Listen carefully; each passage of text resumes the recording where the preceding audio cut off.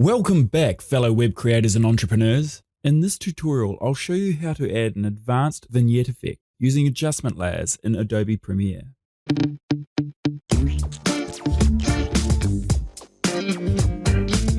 To kick things off, I've added a couple of clips to my timeline that I'd like to add a vignette to. Let's begin by going over to the project panel and clicking the New Item button down here. Select Adjustment Layer. You'll get a pop-up, but just click OK. Then drag the adjustment layer above your clip on the timeline. Extend your adjustment layer's duration so that it matches the length of your clip. Next, go over to the Effects panel and type Circle into the search box.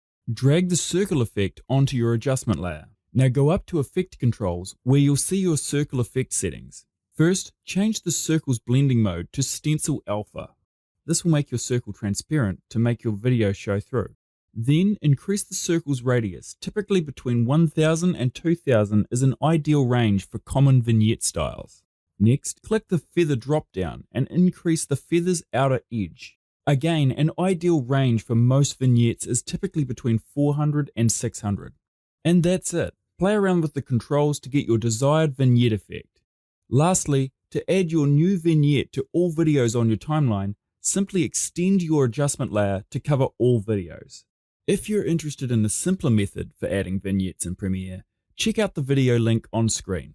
And that's it for this tutorial. I hope you learned something new. Thanks for watching, and I look forward to seeing you again soon.